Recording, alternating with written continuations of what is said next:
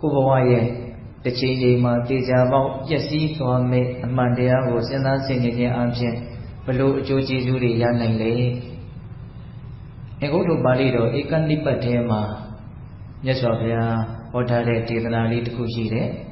။ဧကဓမ္မောဘိက္ခဝေဘာဝေတောဘဟုလိကတောဧကန္တနိဗ္ဗိဒာယဝိရာဂာယနိရောဓာယဥပတမယဗိညာယတံဘောဓာယနိဗ္ဗာနာယသဝတ္တန္တိလို့မြတ်စွာဘုရားဟောထားတယ်။အဓိပ္ပာယ်ကဘာပြောလဲဆိုတော့သိခြင်းတရားကိုစဉ်းစားဆင်ခြင်ခြင်းလို့ဆိုတဲ့တခုသောတရားကိုပွားများကြမယ်ကျင့်ဖန်များစွာအထောက်ကြမယ်ဆိုလို့ရှိရင်တဲ့အကျိုးကျေးဇူး9မျိုးရမယ်တဲ့။အဲ့ဒီအကျိုးကျေးဇူး9မျိုးကဘာတွေလဲဆိုတော့နံပါတ်1ဧကန္တနိဗ္ဗိဒာယတေချာပေါက်တန်တရားဝဆင်းရဲကိုညီးငွေတဲ့ဉာဏ်ကိုရမယ်တဲ့။အသေးချင်းတရားကိုကျင့်ဖန်များစွာအောက်မေ့အမှတ်ရနေခြင်းအပြင်ဘဝတန်တရားရဲ့အကြောင်းကိုမှန်မှန်ကန်ကန်သိမြင်နားလည်ပြီးတော့ဒါဟာပျော်မွေ့စရာကောင်းတဲ့နှစ်သက်စရာကောင်းတဲ့အနေအထားတစ်ခုမဟုတ်ဘူးဆိုတဲ့အမြင်မှန်ကိုရပြီးတော့ဘဝခန္ဓာရဲ့အပေါ်မှာဘဝတန်တရားရဲ့အပေါ်မှာတေချာပေါက်ညီးငွေတဲ့ဉာဏ်ကိုရနိုင်နေတဲ့ခုတခါမှတော့အင်းတို့တွေဟာဘဝခန္ဓာရဲ့ပေါ်မှာညီးငွေတဲ့ဉာဏ်မထက်တန်ညာသေးဘူးပေါ့နော်။ပါဠိဖြစ်ရင်တော့ကောင်းအောင်မှလိုကောင်းတော့မှလိုနဲ့ညှော်လင့်ချက်ကလေးတွေနဲ့နေနေကြတာ။တကယ်ဘဝမှာကိုမျှော်လင့်ထားတဲ့ကောင်းတယ်ဆိုတဲ့အရာတွေဟာကိုထင်ထားသလိုမဟုတ်ပါဘူး။ကိုထင်ထားတာကတစ်မျိုးဖြစ်လာတာကတစ်မျိုးဟုတ်ရလား။အဲ့တော့ဒါပါလေလို့မေးရင်ဘဝရဲ့ပုံမှာအမြင်မှန်မရကြသေးတာ။သိခြင်းတရားဆိုတာတကယ်တမ်းကဘဝရဲ့အမှန်တရားတစ်ခုပဲ။ဒါကြောင့်သိခြင်းတရားကိုစဉ်းစားဆင်ခြင်ရခြင်းဘဝရဲ့တယုတ်တကံအမှန်ကိုသိနိုင်တယ်မြင်နိုင်ပဲဟုတ်လားဒါကြောင့်မိမိရဲ့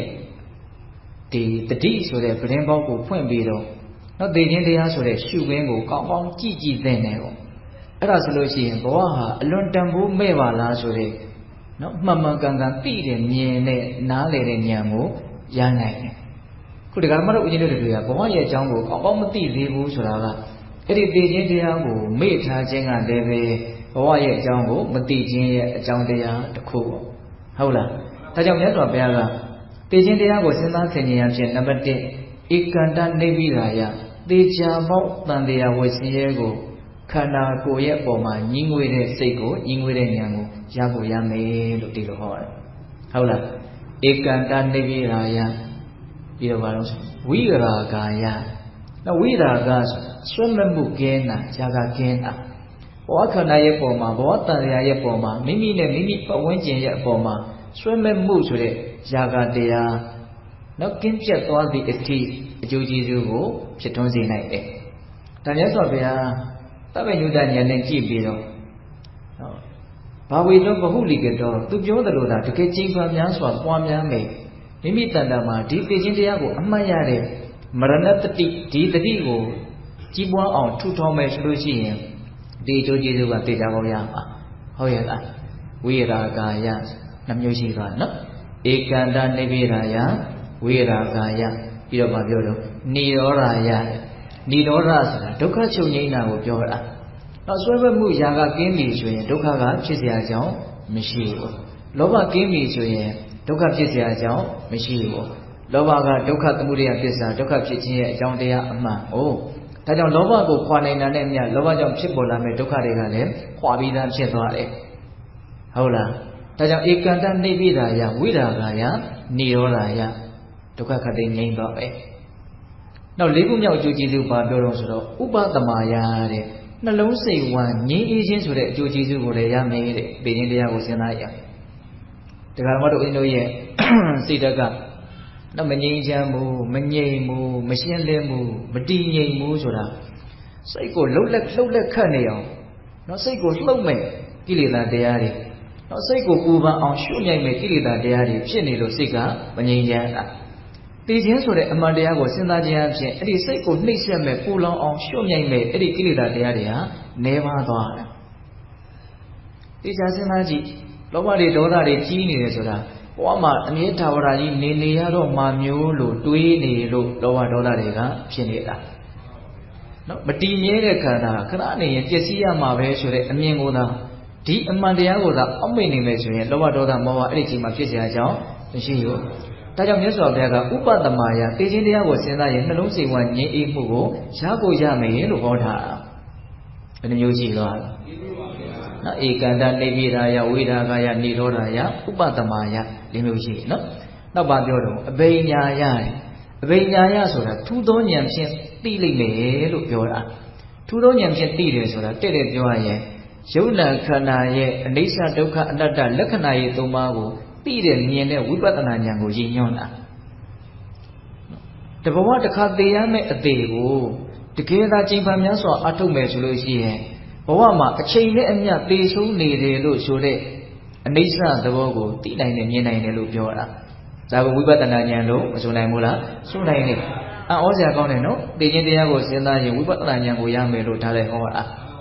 ဒါကိုအဘိညာယတဲ့ထူးသောဉာဏ်ဖြင့်သိလိမ့်မယ်လို့ပြောတာ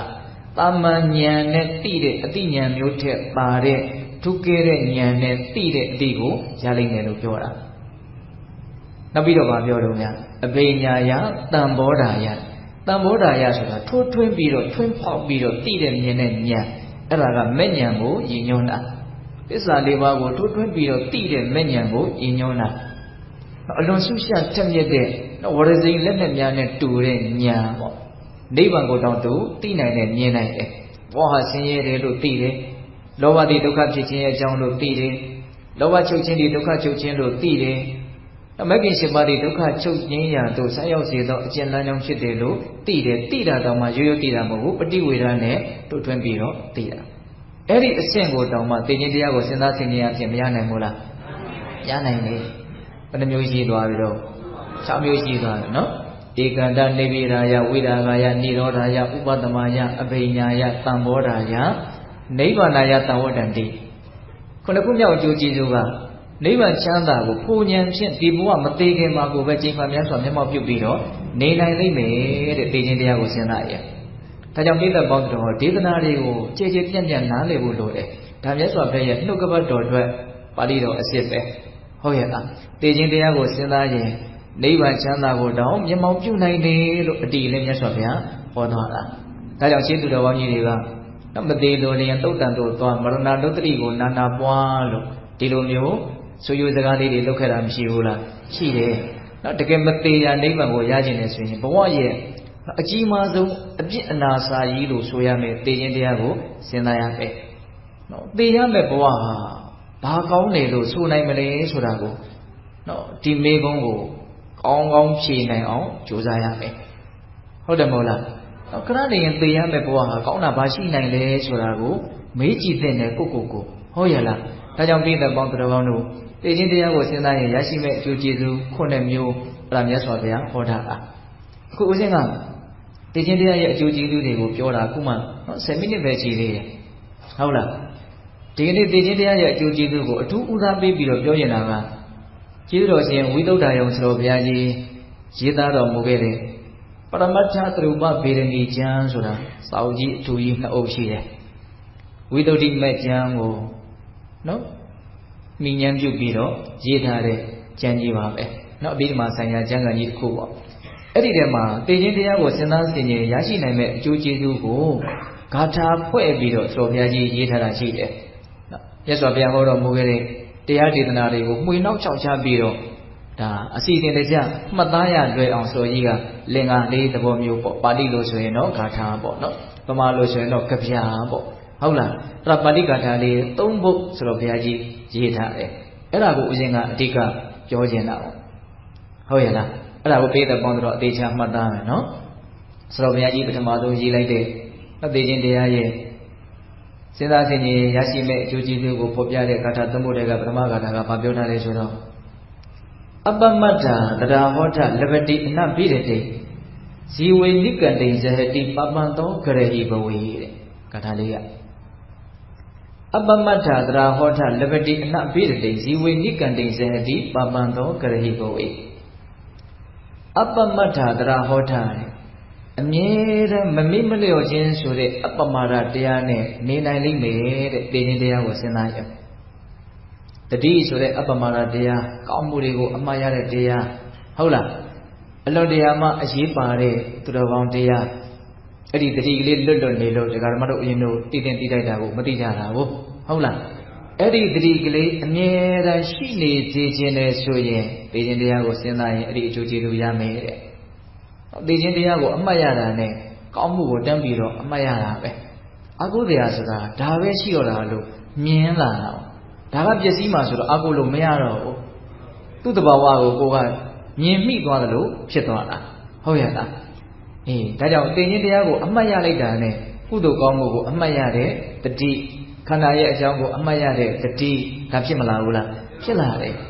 အဲ့တော့လူတွေရဲ့စိတ်ဆိုတာကဒီဟာလေးကိုဦးဇင်းတို့သေချာစဉ်းစားကြည့်မယ်ဆိုရင်နော်ထိတ်လန့်မှကြောက်ရွံ့မှတရားကိုအမှတ်ရတဲ့သဘောရှိလားဟုတ်တယ်မဟုတ်လားနော်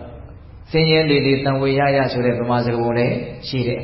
နော်သိခြင်းတရားလောက်ထိတ်လန့်စရာကောင်းတာကတကယ်တည်းကမရှိ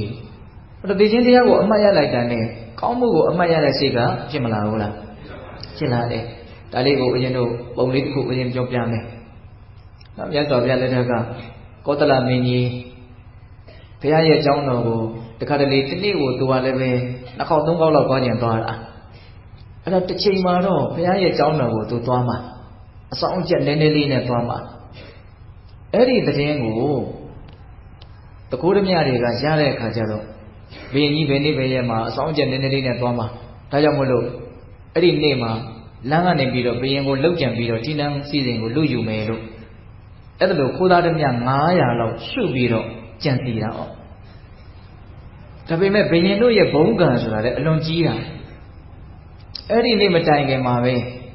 နော်အဲ့ဒီနေ့မှာပဲအဲ့ဒီသတင်းကိုဘရင်ကြီးကရတယ်အဲ့ဒီခိုးသားဓမြတွေတဲကပဲတယောက်ပတ်သစ္စာဖောက်ပြီးတော့ဘရင်ကြီးကိုသွားပြီးတော့သတင်းပေးတာအဲ့ဒါနဲ့ဘရင်ကစိတ်ဆိုပြီးတော့အလွန်ကြီးမားတဲ့စစ်တပ်ကြီးနဲ့တခါတည်းအဲ့ဒီတောထဲမှာပုံနေတဲ့ခိုးသားဓမြတွေကိုဝိုင်းပြီးတော့ဖမ်းပလိုက်တယ်ဖမ်းပြီးတော့အကုန်လုံးအရှင်လက်လက်တခြင်းရှိုးပြီးတော့တတ်ပစ်တယ်ရဲဆက်ဆက်ပဲလမ်းဘေးမှာအကုန်တခြင်းရှိုးထောင်းပြီးတော့တတ်ပစ်တယ်အဲ့ပြီးပြီဆိုတော့မှအဲ့ဒါဘုရားကျောင်းတော်ကိုသူသွားတာအဲ့ဒါတော့လူ900လောက်ကိုရဲရဲဆက်ဆက်သူတတ်လာတာဆိုတော့သူ့ရဲ့စိတ်ကကြီးကြီးလင်းလင်းရှိနိုင်မလားမရှိနိုင်ဘူးရသော်ဘုရားကလည်းသိတယ်ဩဒီဘုရင်ကြီးအလွန်ရက်ဆက်ကြမ်းကြုတ်တဲ့အလုပ်ကိုလုပ်လာခဲ့တယ်ဒါပေမဲ့အဲ့ဒါကိုဒါလိုက်ပြောလိုက်ရင်လည်းပဲဘုရင်ကြီးအနေနဲ့အနေရခက်မှလည်းမြတ်စွာဘုရားကမလိုလားအဲ့ဒါနဲ့နေကင်းကြောင်တောင်ကြီးနေပူကြီးဘယ်ကနေလာတော့ဟောဒီလိုဒီကြောင်ပဲဗျာဒီတော့တို့တိုင်းပြည်အုပ်ချုပ်မင်းလဲဝရတယ်ဆိုတဲ့ပုံကိုယ်တွေမှာအလုတ်ကလည်းအလွန်ရှုပ်ပါတယ်ဗျာအစားရှိတဲ့ဖြင့်ပြောမှာပေါ့အဲ့ဒီမှာမြတ်စွာဘုရားကဘုရင်ကြီးကိုဗာပြောလဲဆိုတော့နင်းကြီးတဲ့သင်ကငါတခုပြောမယ်သင်အတွက်အလွန်စိတ်ချယုံကြည်ရတဲ့လူယုံကမင်းကြီးအရှိရကနေပြီးတော့မိုးထီလောက်အောင်မြင့်တဲ့မိုးလောက်ထိမြင့်တဲ့နော်ကြောက်တောင်ကြီးတရာလမ်းမှာရှိသမျှတတ္တဝါတွေကိုအကုန်ချိတ်ချပြီးတော့လိမ့်လာနေတယ်လို့အဲ့ဒီသတင်းကိုလာပေးခဲ့တယ်တခါနောက်ထပ်လူယုံတယောက်ကမင်းကြီးအနောက်ရက်ကလည်းပဲအဲ့လိုမိုးလောက်ထိမြင့်တဲ့တောင်ကြီးတွေလိမ့်လာပြီးတော့တတ္တဝါတွေအကုန်လုံးကိုချိတ်ချပြီးတော့လိမ့်လာနေတယ်လို့သတင်းပေးခဲ့တယ်အဲ့လိုပဲအရက်လေးမျက်နှာကနော်မိုးလောက်ထိမြင့်တဲ့ကြောက်တောင်ကြီးတွေရှိသမျှတော်အကုန်လုံးကိုကြိတ်ချပြီးတော့လိမ့်လာနေတယ်လို့သတိပေးခဲ့မယ်အဲ့လိုဘေးကြီးတကယ်လို့များဖြစ်เสียအကြောင်းတော့မရှိပါဘူးဖြစ်လာခဲ့မယ်ဆိုရင်မင်းကြီးဘာလုပ်မလဲတဲ့ဒါမြတ်စွာဘုရားဥမာပေးပြီးတော့မေးတာအဲ့လိုမေးတဲ့အခါကျတော့မင်းကြီးကတစ်ချက်သူတွေးကနေစဉ်းစားပြီးတော့သူဖြေတယ်သူဖြေတဲ့ဖြေကမှန်တယ်ဘလို့ဖြေလဲဆိုတော့မြတ်စွာဘုရားတဲ့အဲ့လိုမဖြစ်စဘူးထူခဲ့တဲ့ကြောက်စရာကောင်းတဲ့နော်တော်အလုံးကုံအောင်ဖြက်စီးမဲ့ဘေးကြီးမျိုးသာပုံလို့ရှောင်လို့မရကာကွယ်လို့မရတဲ့ဘေးကြီးမျိုးသာတကယ်လို့တင့်လာမယ်ဆိုလို့ရှိရင်အဲ့ဒီအချိန်မှာတရားသာကိုပဲကျင့်ပါမယ်ညှတတာကိုပဲကျင့်ပါမယ်အကုသိုလ်တွေကိုရှောင်ပြီးတော့ကောင်းမှုကိုပဲအဲ့ဒီအချိန်မှာလုပ်ပါမယ်အဲ့ဒီအချိန်မှာကောင်းမှုကလွဲလို့လုပ်เสียအလုပ်မရှိပါဘူးလို့အဲ့ဒီလိုဖြေတယ်ဟောစဉ်းစားကြည့်နော်ဒကာကြီးမကြီးများဘလို့မှပြေးလို့မလွတ်နိုင်တဲ့ဒီလိုဘေးကြီးမျိုးဆိုင်လာပြီဆိုရင်ကံပါလို့ဆရာရှိတယ်ဒီပြင်လို့ပါလို့ဆရာရှိတယ်နော်အခုစိတ်ကိုသူပြောတာလေးကတိကျတယ်ညီညွတ်အောင်ကျင့်မယ်မျှတအောင်ကျင့်မယ်နော်မကောင်းတာတွေမလုပ်ဖြစ်အောင်ကြိုးစားမယ်ကောင်းတာကိုပဲလုပ်ဖြစ်အောင်အဲ့ဒီအချိန်မှာလုပ်ဖို့ပဲရှိတော့တယ်တဲ့ဟုတ်တယ်တဲ့ အဲ့ဒီတောင်ကြီးလေးလုံးအရက်လေးမျက်နှာကနေတရားဝါးလေးကုံအောင်ကြိတ်ချပြီးတော့လာတဲ့ဘေးကြီးမျိုးလိုပဲတတ္တဝါရေလိုဖြစ်လာရင်တေချာပေါက်တေရမှာပဲလေဟုတ်တယ်မဟုတ်လားအဲ့ဒါကိုဦးဇင်းတို့ရှောင်းလို့ပြေးလို့မရတဲ့ဘေးကြီးတွေပဲအဲ့ဒီတောင်ကြီးတွေတစ်ချိန်ရောက်လာရင်နော်ကြိတ်ချသွားရင်တေရမှာဖြစ်တယ်လို့ဥက္ကဋ္ဌကိုကြီးရလည်းပဲအဲ့လိုတောင်ကြီးတာကြိတ်ချပြီးတော့လားမသွားလားတစ်ချိန်ရောက်ရင်တော့မဖြစ်မလို့တေရမှာပဲပျက်စီးရမှာပဲဒါကိုဦးဇင်းတို့မလေးစော်ဘုရားကြီးကရေးတာရှိတယ်မိုးပြန်းထီနေကြောက်တိကြီးသာတောင်ကြီးကြိတ်ကြိတ်လေးလုံးပိတ်၍ခြေသိမ့်ညက်စွာလေးမျက်နာကလွတ်ရမရှိလာတုံပြီးသို့ဇာတိစရာဗျာတိမရဏဓမ္မအပြားဤလေးပါးတို့ထွားထွားကြိတ်ချေညက်ညက်ကြည်အောင်မြဲနေနှိမ့်ဆက်စွာတဲ့ဒီခန္ဓာကိုယ်ရဲ့တဘာဝကိုဒါတင်စားပြီးတော့ပြောပြတာဟုတ်ရဲ့လားအဲ့တော့တကယ်ပဂရိတောင်ကြီးတွေကတော့လိမ့်လာတာမရှိပါဘူးသို့တော်လည်းပဲဒကာဓမ္မတို့အရင်တို့မမြင်နိုင်တဲ့ဒီခန္ဓာကိုယ်ရဲ့ပျက်စီးတတ်တဲ့သဘာဝကြီးကတော့ကြိတ်ချေသွားမှာကတော့အမှန်ပဲမဟုတ်လားအမှန်ပဲဒါရှောင်လို့မရဘူးတိမ့်လို့မရဘူးအဲ့တော့အဲ့ဒီအချက်ကိုတကယ်မြင်မယ်ဆိုရင်တတိဆိုတဲ့ကောင်းမှုကိုအမှတ်ရတဲ့ခန္ဓာရဲ့သဘာဝကိုအမှတ်ရတဲ့အပ္ပမာဒတရားခိုင်မြဲလာတဲ့အကြောင်းမရှိဘူးလားရှိတယ်ဒါကြောင့်ဆိုကြီးကရေးတာဒီချင်းကိုသာအမှတ်ရရင်တတ္တဝါတွေရဲ့တဏ္ဍာမှာအမြဲမပြတ်တတိတရားဟာကတ်နေမှာပဲလို့ဟောဒီအကျိုးကျေးဇူးကိုမရနိုင်ဘူးလားရနိုင်တယ်ဒါကြောင့်တတိကိုတန်ဖိုးထားတယ်မြတ်နိုးတယ်ဟောတို့တရားအလုပ်ကလေးတွေမှာစိတ်ကလေးနှစ်ပြီးတော့နေခြင်းသမပြီးတယ်လို့ဒီအကျိုးကျေးဇူးကိုမျှော်ကိုးတယ်ဆိုရင်နေခြင်းတရားကိုအောက်မေ့ဖို့မလိုဘူးလားလိုတယ်ဒါနံပါတ်1ဆိုရေးပြတဲ့နေခြင်းတရားကိုအောက်မေ့ရင်ရရှိမဲ့အကျိုးပေါ့နောက်ဟာတွေတော့ဦးဇင်းတို့အရင်ကြီးအခြေချဲ့ပြီးတော့မပြောပါဘူးဟုတ်လားဟေးအပမထာတရာဟောထလဘတိအနဘိရတိဟောဒုတိယရရှိမဲ့အကျိုးကျေးဇူးလဘတိအနဘိရတိအနဘိရတိလောကကြီးကပျော်မွေ့စရာမကောင်းဘူးဆိုတဲ့အမြင်မှန်ကိုလဘတိရနိုင်တယ်တဲ့ဟောသောတော်ကမြတ်စွာဘုရားဟောပြတဲ့ဧကန္တနိဗ္ဗိဒာယဆိုတာနဲ့အဓိပ္ပာယ်မကွာခြားဘူးလို့ဆိုနိုင်ဘူးလားဆိုရင်နော်ဒါကိုဆိုရတော့ဘယ်လိုရေးပြလဲလဘတိအနဘိရတိနော်လောကကြီးဟာပျော်မွေ့စရာမဟုတ်ဘူးဆိုတဲ့အမြင်မှန်ကိုရနိုင်တယ်တဲ့ဒါနှစ်ခုမြောက်အကျိုးကျေးဇူးအပမထာတရာဟောထလဘတိအနဘိရတိဇီဝေနိကန္တိဇဟတိဟောသုံးခုမြောက်အကျိုးကျေးဇူးပါပြောတော့ဇီဝေအသက်၌နိကန္တိတွေ့တာကန့်ညှိမှုကိုဇဟတိဖယ်ရှားနိုင်တယ်တဲ့အသက်နဲ့ခန္ဓာရဲ့ပုံမှာတွေ့တာကန့်ညှိနေတဲ့နိကန္တိလို့ဆိုတဲ့တဏှာလောဘကိုဖယ်ရှားနိုင်တယ်တဲ့အဲ့ဒီတဏှာလောဘဒကာဓမ္မတို့အင်းတို့မှာပြင်းပြင်းထန်ထန်မရှိဘူးလားနော်အသက်ရဲ့အပေါ်မှာအလွန်တွေ့တာကန့်ညှိနေတဲ့သဘောရှိတယ်နော်ဘာရဲ့အပေါ်မှာတွေ့တာကန့်ညှိတာနဲ့မှမတူတဲ့တွေ့တာကန့်ညှိခြင်းမျိုးနဲ့တွေ့တာကန့်ညှိနေတာကိုအသက်ကလေးပေါ်မှာဟုတ်တယ်မဟုတ်လားအဲ့ဒီအသက်ရဲ့ပေါ်မှာတွေ့တာမှုကြီးရင်ကြီးသလောက်ဒီအသက်ပျက်စီးတော့မယ်လို့ချင်းချောက်လာပြီဆိုတာနဲ့အကြီးအကျယ်မှာဖြစ်တာပြီးတော့တုံလုံးခြောက်ချကြပြီပေါ့ဟုတ်တယ်မဟုတ်လားအပျက်စီးပဲလည်းနေမှာမဟုတ်ဘူးနော်အဲ့တော့ကိုယ့်ဘက်ကလည်းပဲတွေ့တာမှုကိုမလျှော့နိုင်ဘူးဆိုရင်တော့ပျက်စီးမှုကြုံလာတဲ့ခါမှာအဲ့ဒါပျက်စီးမှုနဲ့ကိုယ်နဲ့ထိတ်တိုက်တွေ့ရမှာပဲလေတတဝါတိုင်းမှာဆွေးလန်းမှုမမောမှုတွေ့တာမှုမကင်းကြသေးတဲ့တဝါတိုင်းမှာအဲ့ဒီပြဿနာကတော့အကြီးအကျယ်ရှိနေတာအမှန်ပဲပိုက်ဆံရှိမရှိပညာတတ်မတတ်နော်ဘလို့အနေထားနဲ့များကာကွယ်လို့မရတဲ့ဒီပြဿနာကြီးမရှိဘူးလားကိုကပျက်စီးမဲ့အရာကြီးကိုတွေ့တာထားတာမမောထားတာသူကလည်းပဲမပျက်စီးပဲနေမှာမဟုတ်ကိုကလည်းပဲမတွေ့တာပဲမနေနိုင်ဘူးကဲပျက်စီးပြီဆိုလို့ချင်းအဲ့ဒါသဘာဝတရားနဲ့ကိုယ်နဲ့ဘာဖြစ်ကြပြီတော့ထိတ်တိုက်တွေ့ကြပြီဘယ်သူအထိနာမဲ့လို့ထင်လဲကိုအထိနာမှာပေါ့သဘာဝတရားကတော့တလက်မမှလျှော့မှာမဟုတ်သူကတော့သူလမ်းစဉ်တိုင်းသူပုံမှန်သွားမှာကိုကိုသေးချာဆင်းရဲသေးတော့ဆိုတဲ့စိတ်နဲ့သူကပျက်စီးပြနေတာတော့လည်းမဟုတ်ပါဘူးသူသဘောသူဆောင်ပြီးတော့သူကတော့ပွားနေတာပဲဟုတ်တယ်မဟုတ်လားဒါကြောင့်ပိဿပေါင်းသူတော်ကောင်းတို့အသက်ရဲ့ပုံမှာတွေ့တာမှုကြီးရင်ကြီးတော့ဒီအသက်ပျက်စီးတဲ့အချိန်မှာအကြီးအကျယ်ထိခိုက်ရလိမ့်မယ်ခံစားရလိမ့်မယ်ဒါကတော့စိတ်ကူးရင်စကားမဟုတ်ဘူးနော်အမှန်တရားဟုတ်လားဒါကြောင့်အဲ့ဒီလိုသေခါလေးမှာအလွန်တရာကြီးကြီးလေးလေးအေးအေးချမ်းချမ်းဖြစ်ဖို့အတွက်အသက်ရဲ့ပုံမှာတွေ့တာမမုံမှုနေပါအောင်ကြိုးစားရမယ်တွေ့တာမမုံမှုနေခြင်းနဲ့ဆိုရင်ဘာလို့အောင်သေရင်တရားကိုစဉ်းစားဒီကြိုးကြည့်လို့ရနိုင်တယ်လို့ပြောတယ်ဟုတ်လားအပမထာတရာဟောထလဘတိအနဘိရတိဇီဝေနိကန္တေဇဟတိပါပံသောကရဟိဘဝေဟောလေးခုမြောက်အကျိုးကျေးဇူးဒါလေးကလည်းစဉ်းစားရကောင်းတယ်ပါပံသောကရဟိဘဝေသောထိုမရဏနုတ္တိကမ္မထံကိုစီးပြန်ရနေသောတေခြင်းတရားကိုအမှတ်ရရနေသောပုဂ္ဂိုလ်သည်တဲ့ပါပံမကောင်းမှုကိုကရဟိကဲ့ရဲ့နိုင်တယ်တဲ့တေခြင်းတရားကိုစဉ်းစားရင်အဲ့ဒီတရားဟာဘာလဲတော့မကောင်းမှုကိုကဲ့ရဲ့ရှုံချနိုင်တယ်တဲ့မကောင်းမှုများဥစဉ်ရဲ့လူတိုင်းကဲ့ရဲ့နိုင်တာပေါ့လို့လွယ်လွယ်လေးမပြောနဲ့နော် တခါတလေမှာဘဝမှာမကောင်းမှုကိုမကဲ့ရဲ့နိုင်တာတွေရှိတယ်ဒါကတော့မလုပ်လို့မဖြစ်ဘူးဟုတ်လားတချို့မကောင်းမှုတွေကိုလုပ်ကိုလုပ်တဲ့နယ်လို့လူကြားတဲ့တော့မပြောရဘူးပေါ့ဒါပေမဲ့စိတ်ထဲမှာထင်နေတာလေးတွေမရှိဘူးလားနောက်တချို့မကောင်းမှုလေးတွေကိုဒါကတော့ရှောင်လို့မဖြစ်နိုင်ဘူးနဲ့တူတယ်ဆိုတာမျိုးမကောင်းမှုတိုင်းကိုမရှုံချနိုင်ဘူးမကောင်းမှုတိုင်းကိုမကဲ့ရဲ့နိုင်ဘူးအထူးသဖြင့်ကိုလှုပ်ရှင်နေတဲ့မကောင်းမှုဆိုရင်တော့ကောင်းတယ်လို့ထင်နေတာလေးတွေမရှိနိုင်ဘူးလားအဲ့တော့သိခြင်းတရားကိုစဉ်းစားရင်ဘယ်လိုမကောင်းမှုမျိုးကိုမဆိုမကောင်းမှုကိုမကောင်းမှုပဲလို့ရေရင်ကြီးသူကဲ့ရဲ့နိုင်တယ်ရှုံချနိုင်တယ်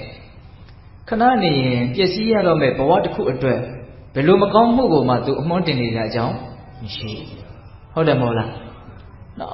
အမြဲတမ်းမသေးရတော့မလို့နေရတော့မလို့မျိုးထင်နေကြတဲ့ပုဂ္ဂိုလ်တို့ဒီတာနဲ့လောဘဒေါသအလျော်စွာတချို့မကောင်းမှုတွေကိုဒါကတော့ငါမလုပ်ဘဲမနေနိုင်ဘူးဆိုပြီးတော့လုပ်ကြတာမရှိဘူးလားရှိတယ်ဒါကြောင့်ပိဿပေါင်းသူပေါင်းတို့သိခြင်းတရားကိုစဉ်းစားရင်၄ခုမြောက်ရရှိမဲ့အကျိုးကျေးဇူးပါပံတော်ကရဟိဘဝေ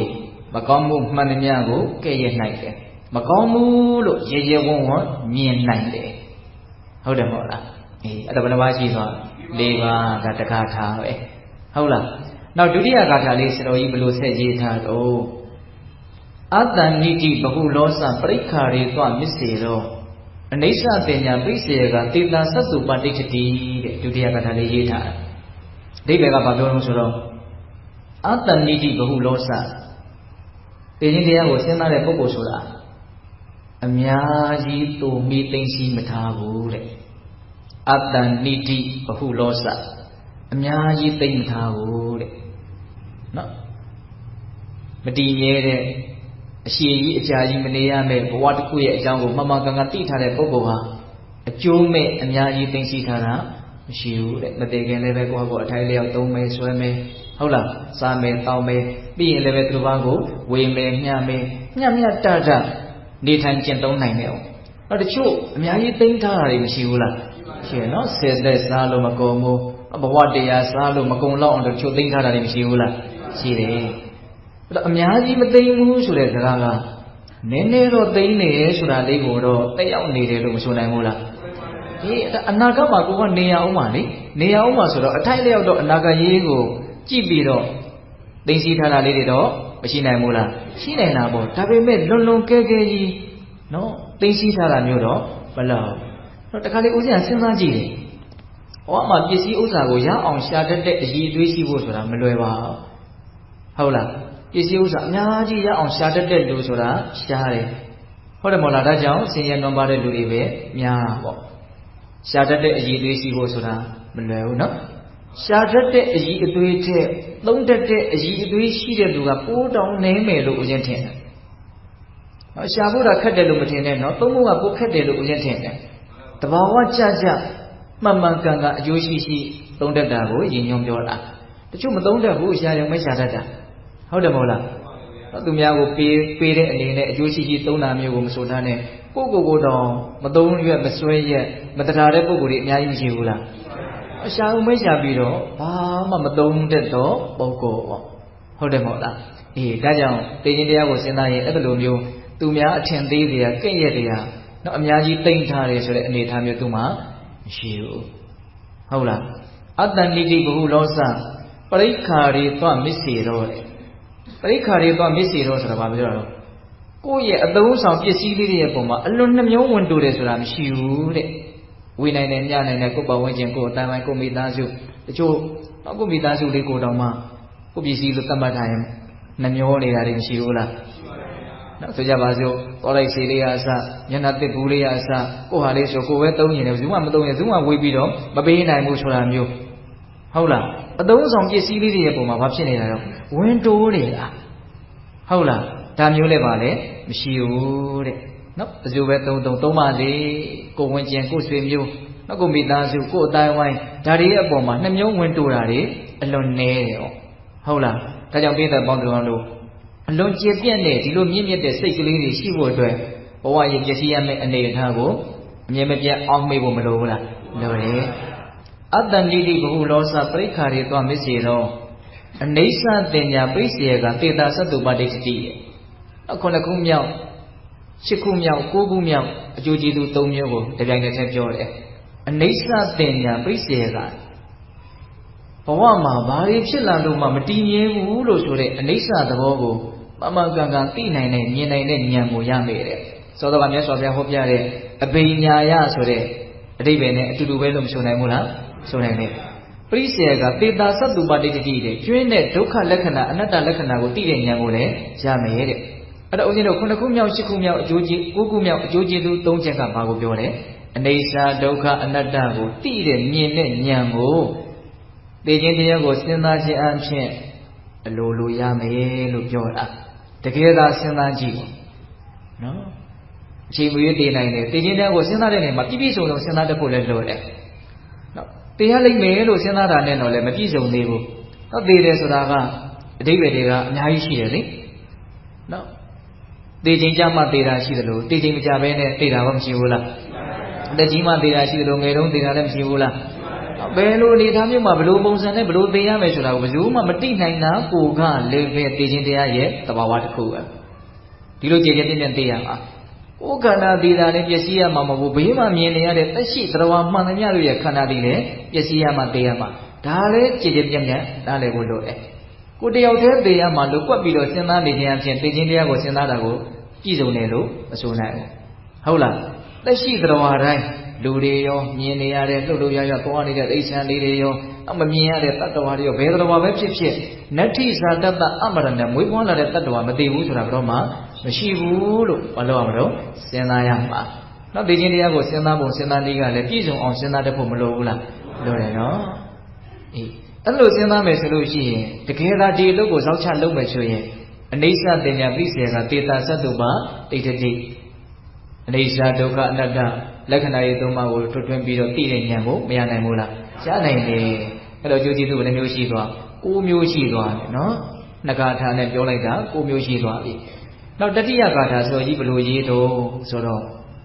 ့တတိယဂါထာလေးကလည်းကောင်းပါတယ်ဘာပြောထားတော့ဆိုတော့အဘယောအတံမုံလောဝတန်တောကာလံခရောတိတော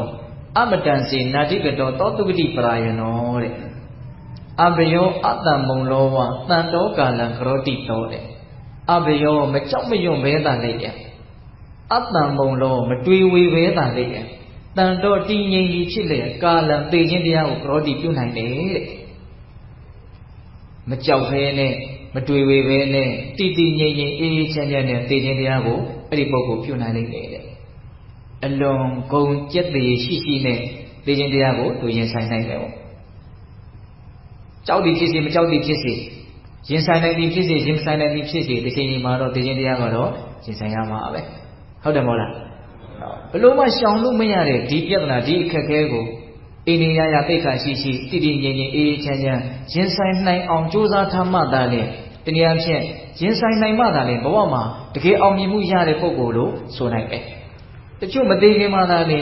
ဇီဝရေးရအောင်မြင်တာလူမှုရေးရအောင်မြင်တာပညာရေးရအောင်မြင်တာဒါတွေရှိကြတယ်ဒါပေမဲ့သိတဲ့အခါကျတော့အောင်မြင်မှုမရတာတွေမရှိဘူးလားအိန္ဒိယပြက်ပြီးတော့သိက္ခာကျပြီးတော့နော်ကြောက်ကြောက်ရွံ့ရွံ့ထိထိလန့်လန့်နဲ့သိခြင်းတရားကိုရင်ဆိုင်နိုင်မဲနဲ့သိသွားကြတာဟုတ်တယ်မဟုတ်လားတကယ်စဉ်းစားကြည့်တော့လည်းပဲအဲ့ဒါလိုသိသွားကြတဲ့လူတွေကအများစုပဲမဟုတ်လားဟောတချို့တကယ်သိတဲ့အချိန်ကိုပြောနေသိရတော့မယ်လို့သိတဲ့အချိန်ကစပြီးတော့မျက်နှာငယ်လေးနဲ့နော်အကြီးအကျယ်တုံလုံးခြောက်ခ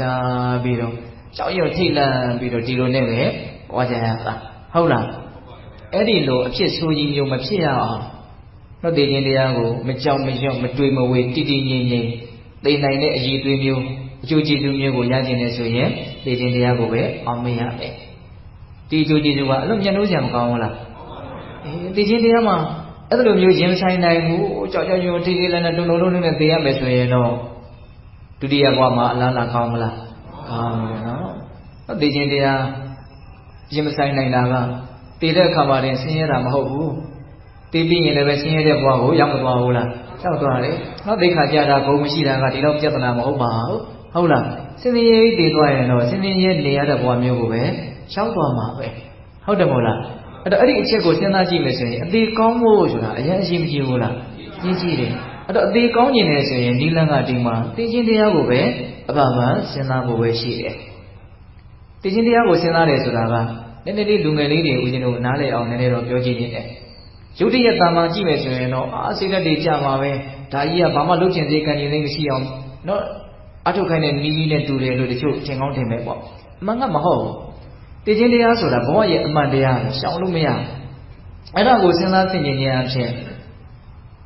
ကိုယ့်ရဲ့ဘဝလက်ကျန်မှာဘလို့အတိတ်ပဲရှိအောင်နေရမလဲဆိုတဲ့အဖြေကောင်းကိုကောင်းကောင်းရနိုင်တယ်တည်ခြင်းတရားကိုစဉ်းစားခြင်းအဖြစ်ငါဆက်ပြီးတော့ဘလို့နေသွားမလဲဆိုတာကိုလေးလေးနက်နက်စဉ်းစားမိနေတဲ့အဖြေမှန်ကိုလည်းရနိုင်တယ်လူတွေဆိုတာကသူသူများပြောရင်သိလက်ခံတာမဟုတ်အတ္တတွေနဲ့ဟုတ်လာ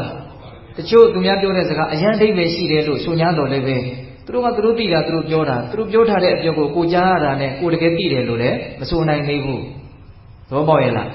အဲ့ဒါကိုစဉ်းစားလိုက်သိခြင်းတရားကိုစဉ်းစားလိုက်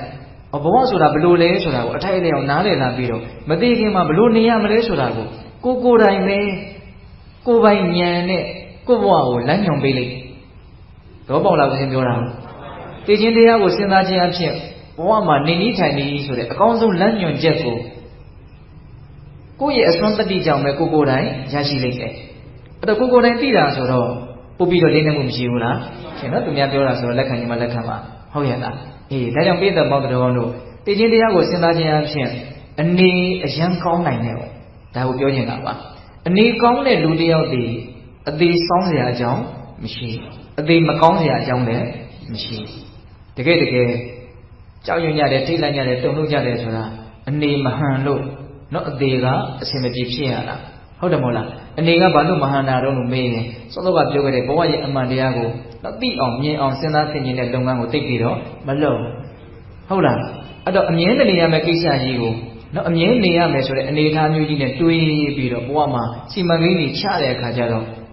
လောရဲကုန်တာပေါ့သဘောပေါက်ရလားဗျအေးဒါကြောင့်ပိဿပေါင်းသူတို့ဟောင်းတို့သိခြင်းတရားကိုစဉ်းစားသိဉာဏ်အဖြစ်ဒီကနေ့မှာမကြောက်မရွံ့မတုံမလုံးမတွေ့မဝေးချမ်းသာတာတရားလိမ့်မယ်ဆိုတဲ့ဒီအကျိုးကျေးဇူးရတယ်ဆိုတာကိုဆက်ပြီးတော့နားလည်ဖို့ပြောပြတာပါဦးဇင်းကဟုတ်လားအေးအဲ့တော့အကျိုးကျေးဇူးဘယ်နှမျိုးရှိသွား10မျိုးရှိသွားပြီနောက်ဆုံး7ခုမြောက်အကျိုးကျေးဇူးကဘာပြောလို့ဆိုတော့အမတန်စေနာတိကတောသောတုဂတိပရာယနောတဲ့နော်နိဗ္ဗာန်ချမ်းသာကိုမျက်မှောက်မပြုတ်ရသေးဘူးဆိုလို့ရှိရင်အဲ့ဒီပုဂ္ဂိုလ်ဟာသောတုဂတိပရာယနောကောင်းမြတ်တဲ့ဘဝကိုသိကြပါဦးရလိမ့်မယ်လို့ဒီလိုပြောတာတော့နိဗ္ဗာန်ချမ်းသာကိုမရရင်ကောင်းမြတ်တဲ့ဘဝကိုရလိမ့်မယ်ဆိုတော့တကားသည်နိဗ္ဗာန်ချမ်းသာကိုလည်းရအောင်အထုတ်မယ်ဆိုရင်ရနိုင်ကြီးရှိတယ်ဆိုတဲ့စကားကိုကြီးညွှန်းရဖို့မရဘူးလားရောက်တယ်အဲ့ဒါကြတော့မြတ်စွာဘုရားကတော့အတိအကျဟောထားတာပေါ့နော်အဘိညာယသံဃောဓာယနိဗ္ဗာနာယသံဝတ္တန္တိဟုတ်ရဲ့လားအေးအဲ့တော့ဦးဇင်းတို့ဝိသုဒ္ဓောတော်ဘုရားကြီးနောက်ညွှန်ပြခဲ့တဲ့သိခြင်းတရားကိုစဉ်းစားသိဉာဏ်ဖြင့်ရရှိမဲ့အကျိုးကျေးဇူး17မျိုးဆိုတာအဲ့ဒီကာထာလေး3ပုဒ်ကိုရွတ်ဆိုပြီးတော့ဦးဇင်းတို့ရှင်းပြခဲ့တယ်ပေါ့ဒါကဦးဇင်းတို့တရားရဲ့ပထမပိုင်းနော်ကြိုးစားအထုတ်မယ်ဆိုရင်ရရှိနိုင်တဲ့အကျိုးကျေးဇူးအမျိုးမျိုးပေါ့အကုန်လုံးဒီအလွန်တရာမွန်မြတ်တဲ့အထက်တန်းကျတဲ့အကျိုးကျေးဇူးတွေကြီးပဲလို့ဆိုနိုင်မို့လားဆိုနိုင်တယ်တော့ဆက်ပြီးတော့ဦးဇင်းဗာပြောခြင်းတော့ဆိုတော့သိခြင်းတရားကိုစဉ်းစားဆင်ခြင်တဲ့နေရာမှာနော်တွန်းအားပေးနိုင်မယ်အထောက်အကူပြုနိုင်မယ်နော်အကြောင်းအရာလေးတွေပါတဲ့ဇတ်တော်တစ်ပုဒ်ကိုဦးဇင်းပြောပြခြင်းတဲ့နော်အဲ့ဒီဇတ်တော်ကဇတ်ကြီး10ဘွယ်ထဲမှာပထမဦးဆုံးဇတ်တော်နော်တေဇာသူနေမဘူဇာနာဝိဝေဆိုတဲ့ဇတ်ကြီး10ဘွယ်ထဲမှာတေဆိုတာဘာတော့တေမိယဇတ်နော်950ဇာတကထဲမှာတော့မူကပက္ခဇတ်လို့ဒီလိုလေးနာမည်တတ်ထားတာဟုတ်လားအဲ့ဒီဇတ်တော်ကိုပိဿပေါင်းသူတော်တို့အကျဉ်းများဖြင့်အလုံးသိထားကြပြီလားအရှင်ဘုရင်ဖြစ်ရမှာကြောက်လို့စကားမပြောဘဲနဲ့မဆွန့်တော့လဲဆွန့်တကဲ့သို့မအတော့လဲအတကဲ့သို့မထိုင်းတော့လဲထိုင်းတကဲ့သို့နော်နေမယ်ဆိုပြီးတော့ဆုံးဖြတ်ချက်ချပြီးတော့အလွန်ကြီးမားတဲ့အဋိဋ္ဌံကြောက်တောင်ကြီးစိုက်ထူပြီးတော့အဋိဋ္ဌံကိုမပြည့်စည်အောင်စောင့်စည်းခဲ့တဲ့ဘုရားလောင်းတေမိယမင်းသားအလုံးကြားဘူးလေဒီဟာဟုတ်လားအေးအဲ့တော့ဦးဇင်းတို့ဒါလေးကိုဇလန်းအနေနဲ့တော့နည်းနည်းလေးရှေ့ပိုင်းမှာ2မိနစ်3မိနစ်လောက်လိပ်ပတ်နေုံလေးဦးဇင်းပြောပြမယ်ဟုတ်လားတော့ဒီဇတ်တော်ကိုဦးဇင်းတို့ပြည်သက်ပေါင်းသူတော်ကောင်းတို့ဘုရားရှင်ကိုရမြတ်ကြီးနိခမပါရမီကိုအကြောင်းပြုပြီးတော့ဟောကြားတော်မူခဲ့တာ哦နောက်တစ်ခုသောဘဝမှာဦးဇင်းတို့ဘုရားလောင်းနော်တိုင်းပြည်တည်ရဲ့နော်အထွတ်အထိပ်ရှင်ဘုရင်ကြီးတစ်ပါးရဲ့သားတော်လေးတစ်ပါးဖြစ်နေဝေဖွားလာသူမွေးဖွားလာတဲ့နေ့မှာတော့တိုင်းပြည်လုံးမိုးတွေအကြီးကျယ်ရွာတယ်လို့ဆိုတယ်ဒါကြောင့်တိုင်းပြည်မှာရှိတဲ့လူတွေအားလုံးရဲ့ပုံမှာဆွတ်စေတယ်ဆိုတဲ့အဓိပ္ပာယ်နဲ့တေမိယမင်းသားလို့ဒီလိုနာမည်ပေးတာ ဟုတ်လားအဲ့လိုနဲ့ဦးဇင်းတို့မွေးဖွားလာတော့ဘုရင်ကြီးကလည်းပဲအရန်ချစ်တဲ့ဒီသားလေးကိုနော်မိဖုရားပေါင်း1000ကျော်လောက်ရှိတာတဲ့ကမှဒီသားလေးတစ်ပါးပဲထွန်းကားတာသာသမီမေရလို့နော်သားစုတွေပါတွေပန်းရတာတောင်ဇလန်းရဲ့အစာပိုင်းမှာအများကြီးပြောပြထားတာရှိတယ်ထားပါတော့အဲ့လိုနဲ့ခက်ခက်စီရခဲ့တဲ့သားလေးဖြစ်တဲ့အတွက်ကြောင့်အလွန်ချစ်မြတ်လို့တယ်အဲ့ဒါနဲ့တလားသားအရွယ်လေးမှာဘုရင်ကြီးကဒီသားလေးကိုသူ့ရဲ့ပေါင်ပေါ်မှာတင်းပြီးတော့ကလေးကိုချော့အမြူနေတာပေါ့အဲ့ဒီအချိန်မှာပဲတိုင်းပြည်မှာအလွန်ဆိုးသွမ်းတဲ့နော်လူဆိုး၄ယောက်ကိုမင်းကြီးတွေကဖမ်းမိလာတာအဲ့ဒါနဲ့အကုန်လုံးလက်ပြန်ညှိုးတဲပြီးတော့ဘုရင်ကြီးတွေရှေ့တော်မောက်ကိုခေါ်လာကြတာအဲ့ဒီမှာဘုရင်ကြီးကမြင်ရတာလည်းပဲအရန်စိတ်တူတယ်အတိုင်းပြည်ကိုမတည်ငြိမ်အောင်လုပ်တဲ့လူဆိုးတွေပဲဆိုပြီးတော့နောက်တယောက်ကိုတော့ခေါင်းဖြတ်တတ်စီနောက်တယောက်ကိုတော့နောက်လှန်တဲ့အချက်တွေကထိုးပြီးတော့တတ်စီနောက်တယောက်ကိုတော့နောက်တကြင်ရှူပြီးတော့တတ်စီနောက်တယောက်ကိုတော့နောက်ကျင်တန်အချက်1000ရိုက်ပြီးတော့ပတ်ရမယ်ဆိုပြီးတော့အဲ့လိုမျိုးအပြစ်တွေကိုပြင်းပြင်းထန်ထန်ပေးတာအဲ့ဒါကိုရင်ခွင်ထဲမှာရှိနေတဲ့ဘုရားလောင်းလေးကကြားရတယ်မြင်ရတယ်ပေါ့ကြားတဲ့အခါကျတော့ကြာပန်းကိုလက်နဲ့ဆုပ်နေလိုက်တယ်လို့မျိုးပေါ့တခါတည်းညှိုးနှွမ်းသွားတယ်စောစောကကြည်လင်လန်းဆန်းနေတာတွေအကုန်လုံးကြောက်သွားတယ်အရန်စိတ်ညစ်သွားတယ်တဲ့ကလေးကဘလို့တောင်သူစဉ်းစားတော့ဆိုတော့ငါဟာဒီခိုးသူတတ်အိမ်ကိုဘယ်နဲ့ကြောင့်မြန်ရောက်လာပါလဲလို့ဒီလိုတောင်စဉ်းစားတယ်တဲ့နော်မင်းမှုဆရာတော်ဥပ္ပါဒကရေးလေးရေးတတ်တယ်နော်မင်းနန်းတော်ကိုဘယ်လိုရေးတာခိုးသူတတ်အိမ်လို့ရေးတာနော်သူတို့ရဲ့ဉာဏ်ပညာတွေကလည်းအဟောဆရာကောင်းတယ်လို့ဆိုနိုင်မို့လားဆိုနိုင်တယ်နော်ငါဒီခိုးသူတတ်အိမ်ကိုဘယ်လိုလုပ်ရောက်လာပါလဲအဲ့ဒါနဲ့နေ့လေနေခင်းကလေးကိုနော်ထီယူအောင်မှာတိတ်ထားတဲ့အခါကျတော့ဘုရားလောင်းကစောစောကဖြစ်ခဲ့တဲ့ကိစ္စတွေကခေါင်းထဲကမထုံးနိုင်ညှိုးနွမ်းပြီးတော့နေတာဟုတ်လားအဲ့ဒီလိုညှိုးနွမ်းနေရင်လည်းကြီးပြူကြီးကိုကြည်ပြီးတော့ဇာတိတ္တရဉာဏ်ကိုရတယ်ငါဒီလိုနေရာကိုဘယ်ကနေရောက်လာပါလဲလို့သူစဉ်းစားတဲ့အခါကျတော့တာဝရိန္ဒနတ်ပြည်ကရောက်လာတယ်ဆိုတာကိုသိရတယ်အဲ့ဒီတာဝရိန္ဒနတ်ပြည်ကိုငါဘယ်ကနေရောက်လာတာတုံးဆိုတော့နော်ငရဲပြည်ကနေရောက်လာတာလို့သိရတယ်တဲ့အဲ့ဒီငရဲပြည်ကိုငါဘယ်ကနေလာတာတုံးလို့ဆိုတော့ဟောဒီဗာရဏသီပြည်မှာအနှစ်20ပြည်ငါမင်းလုပ်ခဲ့ရလို့အဲ့ဒီရှင်မင်းဘွားကတည်တော့ငါငရဲရောက်သွားတာပဲလို့သူအမှန်ကန်သိတယ်အဲ့ဒါငရဲပြည်မှာအနှစ်ပေါင်း8000လောက်သူနေရတယ်လို့ဆိုတယ်လူပြည်မှာအနှစ်20ရှင်မင်းလုပ်တာငရဲပြည်မှာနှစ်ပေါင်း8000သူနေရတယ်အဲ့တော့ထပ်ပြီးတော့ငါရှင်မင်းဖြစ်ရမယ့်အနေအထားမျိုးအကြောင်းတွေကဖမ်းလာပြန်ပြီဒီအိမ်မှာငါရောက်လာပြီဆိုရင်တော့တေချာပေါ့ငါရှင်မင်းဖြစ်ရတော့မှာပဲရှင်မင်းဖြစ်ပြီဆိုလို့ရှိရင်လည်းပဲလှုပ်တင်လှုပ်ထိုက်တာတွေရောမလှုပ်တင်မလှုပ်ထိုက်တာတွေရောရှောင်မရတိတ်မရနော်လှုပ်ရတာတွေကမရှိနိုင်ဘူးလားရှိနိုင်တယ်အဲ့လိုဆိုလို့ရှိရင်မြင့်မြတ်တဲ့ဘဝကိုရောက်အောင်လှုပ်ဖို့ဆိုတာအရန်ကိုခက်ခဲတယ်ဆိုတာသူနားလေတယ်အဲ့တော့တွေးရင်နဲ့သူကြောက်လာတယ်သူရှင်မင်းမဖြစ်ချင်ဘူး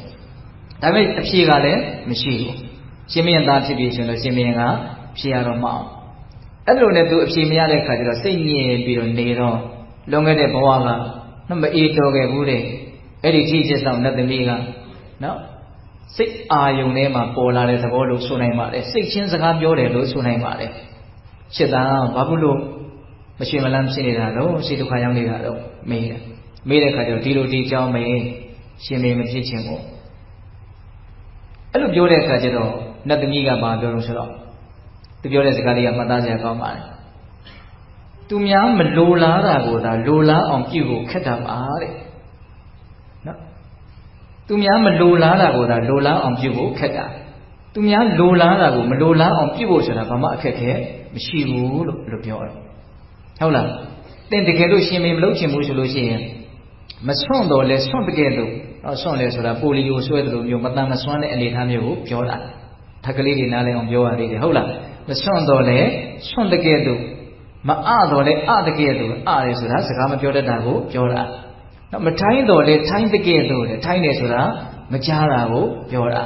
ဟုတ်လားအဲ့ဒါလို့အဆွန့်ကလေးကလေးအထိုင်းကလေးလို့မြန်သင်နေမယ်ဆိုရင်နော်ဆွန့်နာမကြားထိုင်းနေတဲ့ပုဂ္ဂိုလ်ကိုဘယ်သူကမှရှင်မင်းဖြစ်ကိုမပေးဘူးလို့အဲ့ဒီအကြံကိုပေးတာအဲ့ဒါကိုကြားလိုက်တာနဲ့ဘုရားလောင်းကတခါတည်းသဘောကျတယ်သဘောတူတယ်ဟုတ်ပြီဆိုပြီးတော့အဲ့ဒီအချိန်ကစပြီးတော့တခါတည်းဒိဋ္ဌံတယ်ဟုတ်လားမဆွန့်တော့လဲဆွန့်တကယ်လို့မတော့လဲတကယ်လို့မထိုင်းတော့လဲထိုင်းတကယ်လို့သူနေတာဒါတော်မလွယ်တဲ့ကိစ္စပါနော်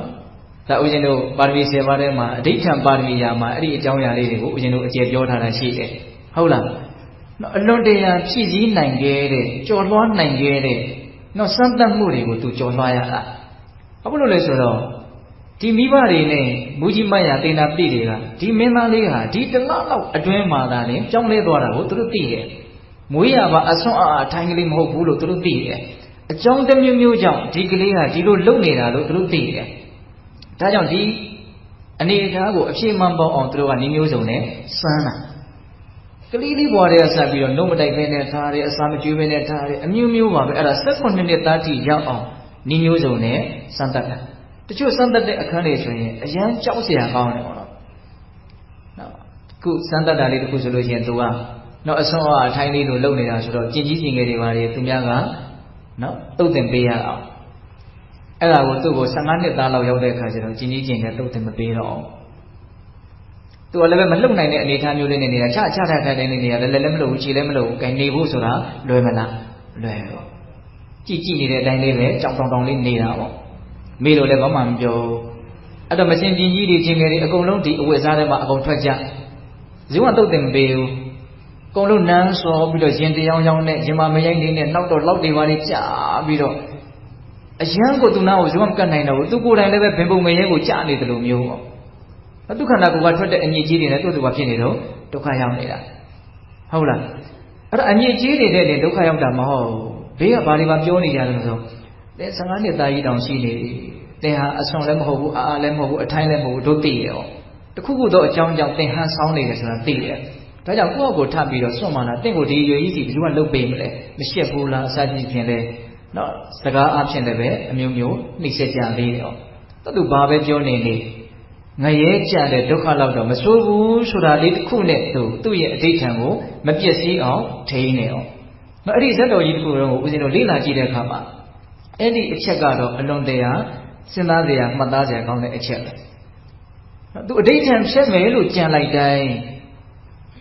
ငါငရဲရောက်တော့ငါလောက်တော့မဆိုးပါဘူးဆိုတဲ့အတွေးဒီအတွေးနဲ့ပဲသူ့ရဲ့အဋ္ဌံပါရမီကိုမပြည့်စည်အောင်စောင့်စည်းတာဒါကဘာပြောနေတာတုံးဆိုတော့မကောင်းတာတစ်ခုခုလုံးမယ်လို့ကြံလို့ရှိရင်ဒကာမတို့ဦးဇင်းတို့တွေနော်ဆင်းရဲဒုက္ခကတစ်မျိုးမျိုးကလွတ်ချင်တဲ့စိတ်ကြောင့်တော့၎င်းချမ်းသာဒုက္ခတစ်မျိုးမျိုးကိုရလိုတဲ့စိတ်ကြောင့်တော့၎င်းမကောင်းမှုကိုလုပ်ကြတာပဲမဟုတ်လားဟုတ်တယ်မဟုတ်လားအဲ့လိုဆိုလို့ရှိရင်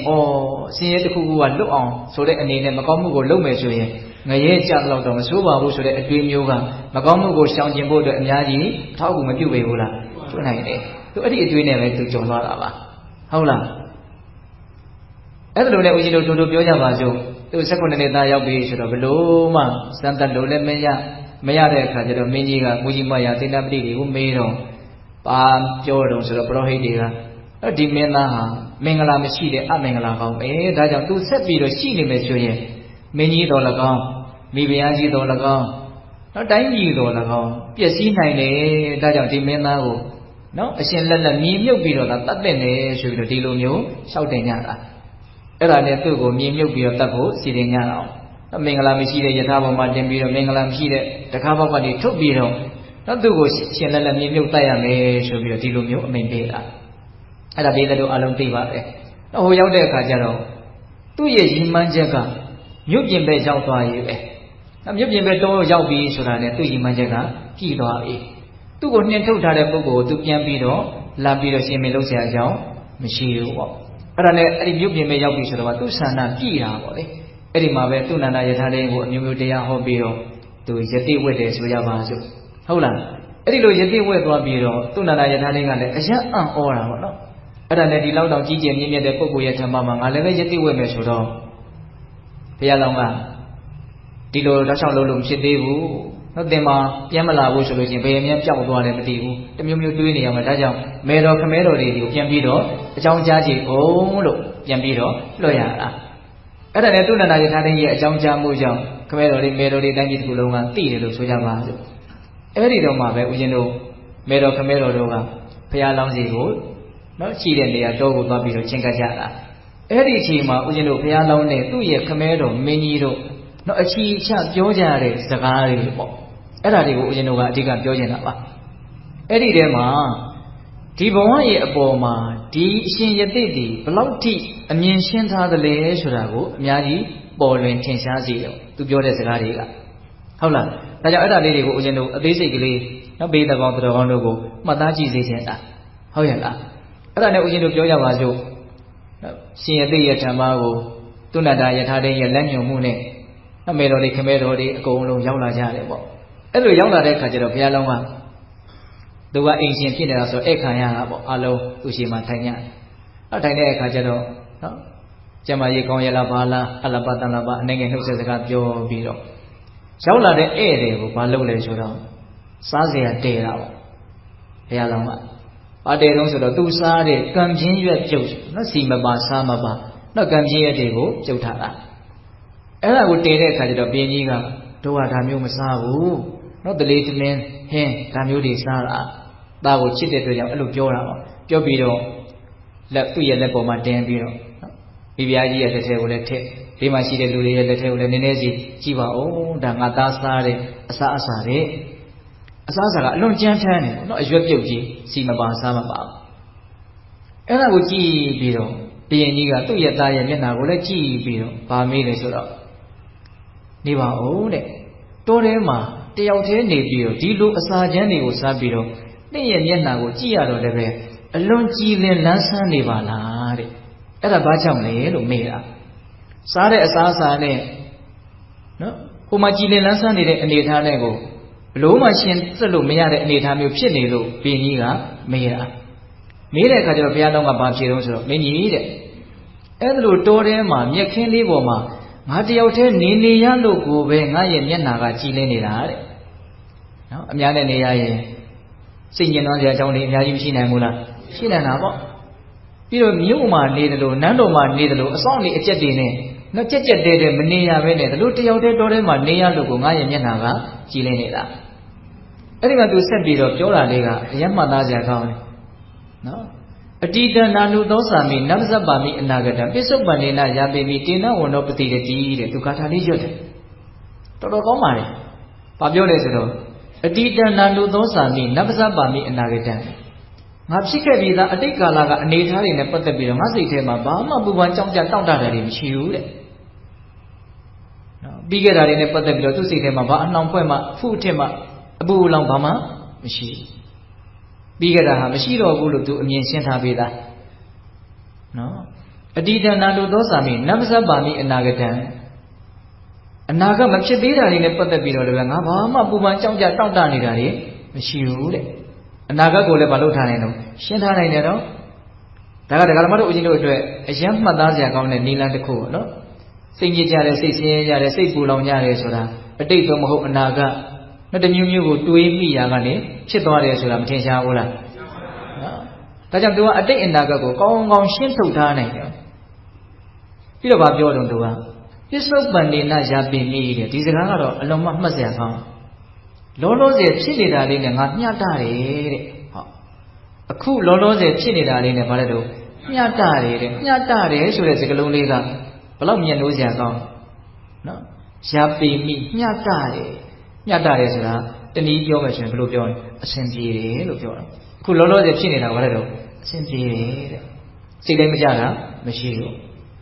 စိတ်တိုင်းမကြဘူးဆိုတာကနောက်ထပ်စိတ်တိုင်းကြစရာကိုထပ်ပြီးတော့တောင့်တနေလို့စိတ်တိုင်းမကြဘူးဆိုတာဖြစ်ရတာသဘောပေါက်ရဲ့လား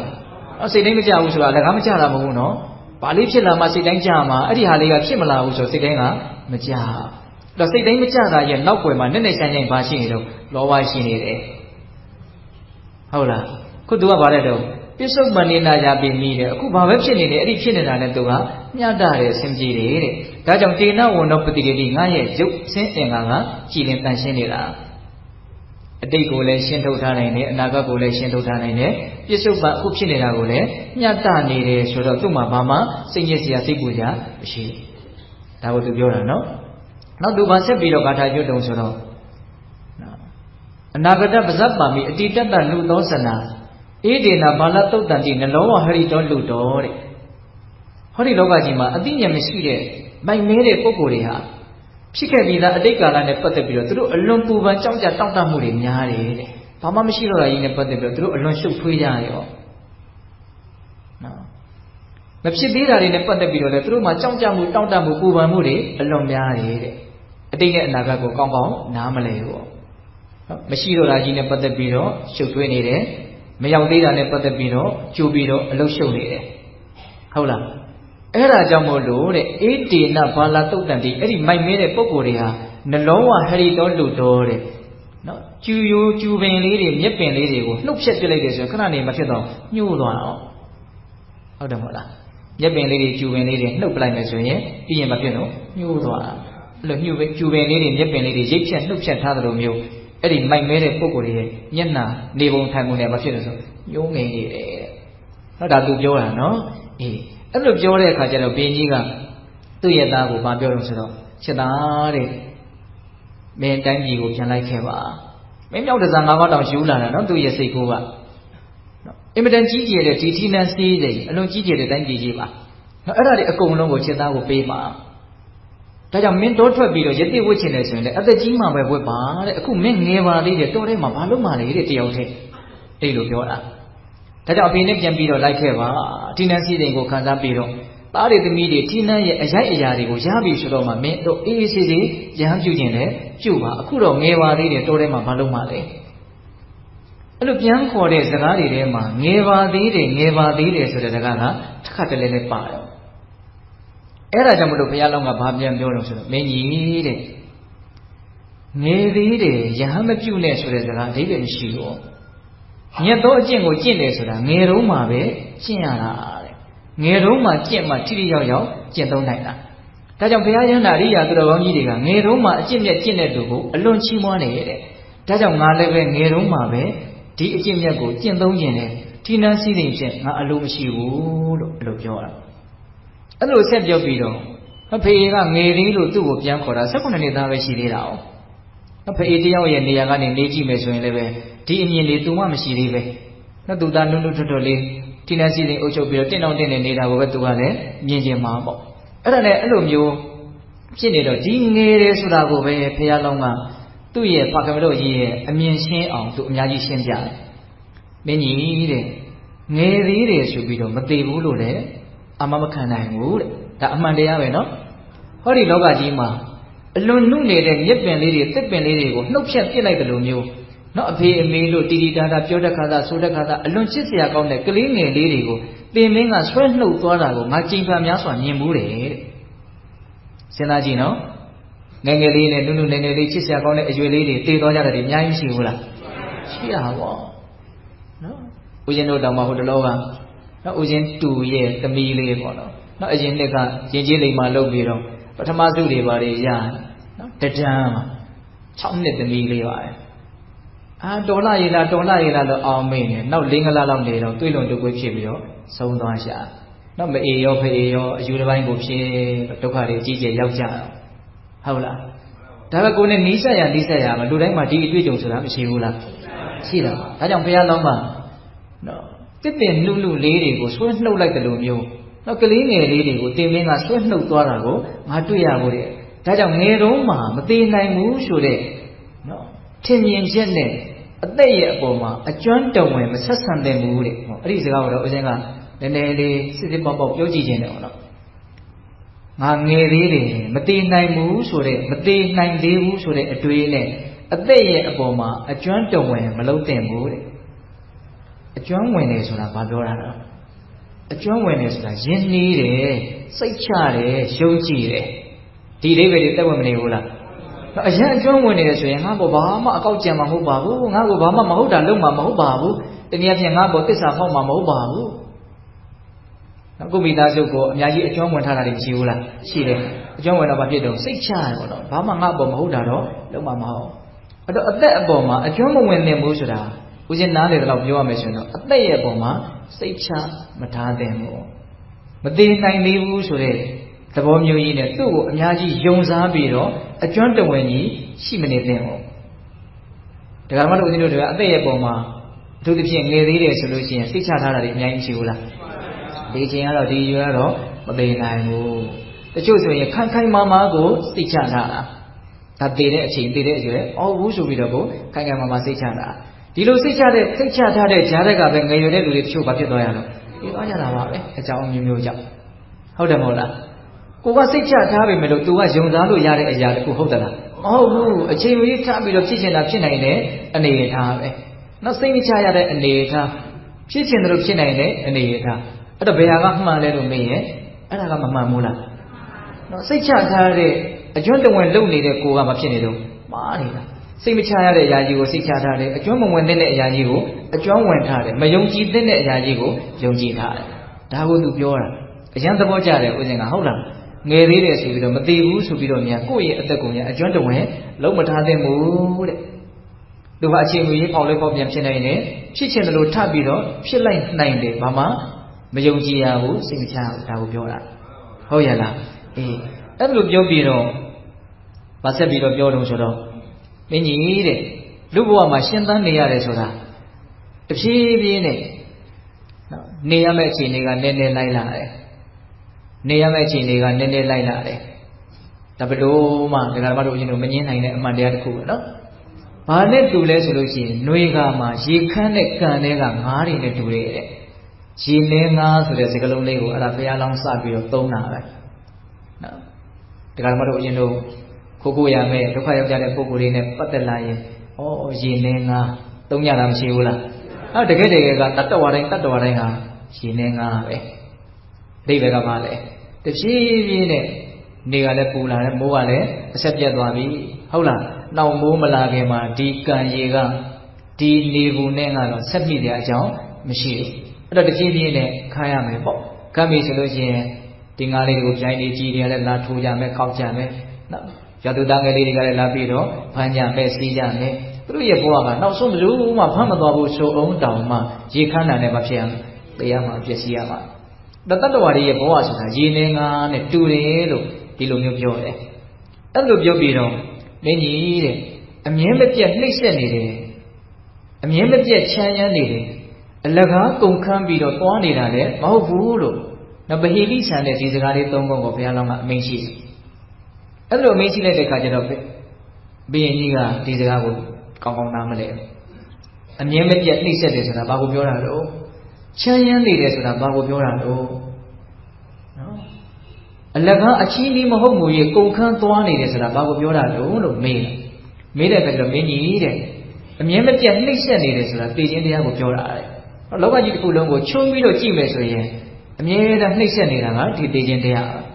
ကဘာလဲအောင်ကဒကာမတို့အရှင်တို့ကြည့်လိုက်မယ်ဆိုရင်အမြဲတမ်းတယုံယုံတပြုံပြုံနော်တစ်ပင်ကြီးများတပြုံပြုံရိုင်လဲပြီးတော့သွားနေတယ်လို့မျိုးတတ္တဝါတွေအမြဲတမ်းသိနေကြတယ်ဆိုတာမသင်ရှားဘူးလားကိုယ်အနီနာဝန်းကျင်ဒီကျင်းချင်းကလေးတွေမှာမပြည့်စည်တာနဲ့လောကကြီးကပုံမပြတ်ပန်းမပြတ်တီးနေတယ်လို့ထင်ရင်တော့မှားမှာပဲဟုတ်တယ်မဟုတ်လားနော်အစုလိုက်ပြုံလိုက်သိနေတာရှိတယ်နော်ကျူကြကြပြူပြပြောက်ပြောက်သိနေတာတွေလည်းရှိတယ်ဒါကိုပြောတာနော်အမြဲတမ်းနှိမ့်ဆက်နေတယ်ဆိုတာသိခြင်းတရားချမ်းရမ်းနေတယ်ဆိုတာကတော့အိုခြင်းတရားတဲ့နော်သူကအမြဲတမ်းလည်းရှိနေတယ်အချီးနီးမဟုတ်မူ၍ကုန်ခန်းပြီးတော့သွားနေတယ်ဆိုတာဘာပြောတော့ဆိုဒီအချိန်ကာလကိုပြောတာအချိန်ကာလတွေကုန်နေတယ်ဆိုတာအလကားကုန်သွားတာမဟုတ်ဘူးတဲ့အသက်ရဲ့ခွန်အားရဲ့အဆင်းရဲ့ဒီသုံးမျိုးကိုကုန်ခန်းစီခြင်းဖြင့်သွားနေတာတဲ့ဒီခရီးကနည်းနည်းရွှေ့ထိုးလိုက်တာနဲ့ခွန်အားလည်းနည်းနည်းလျော့သွားတယ်အသက်လည်းနည်းနည်းလျော့သွားတယ်အဆင်းလည်းနည်းနည်းလျော့သွားတယ်ရုပ်ပါများရင်မဖြစ်သွားကုန်သွားမှာပေါ့ဟုတ်လားဒါကိုသူကပြောတာနော်အဲ့လိုပြောတဲ့အခါကျတော့နော်ဘုရားလောင်းသူတော်ကောင်းကြီးကိုဘုရင်ကြီးကရားဖြတ်ပြီးတော့ငါရသားကတော့တကယ်ပဲတော်ထဲမှာနေရတော့မယ်နဲ့တူတယ်အဲ့ဒါနဲ့ရလို့ရ냐ဆိုပြီးတော့ထပ်ပြီးတော့သားကိုဖိတ်မှန်ကပြုတ်ပြတယ်ငယ်ပါသေးတယ်မဝိရဘူးမဟုတ်ဘူးနော်ယတိမကျွရဘူးမဟုတ်ဘူးဒါပေမဲ့အခုချိန်မှာတော့ထိနှံစည်းစိမ်ကိုခန်းစားပါဦးနန်းတော်ကိုလိုက်ခဲ့ပါဦးသားတွေသမီးတွေရပြီဆိုတော့မှအသက်ကြီးပြီဆိုတော့မှမြတ်သောအကျင့်ကိုကျင့်ပါငယ်ရွယ်သေးတဲ့တစ်တယောက်တည်းအတွက်ဒီတော်ထဲမှာမလုံးမလို့ခေါ်ပြန်တယ်ဘုရင်ကြီးကအဲ့လိုခေါ်တဲ့အခါကျတော့မှဘုရားလောင်းကဆက်ပြီးတော့သူ့ဖေကိုတရားဟောတယ်ပေါ့။ဘာဟောတယ်ဆိုတော့ဦးဇင်းတို့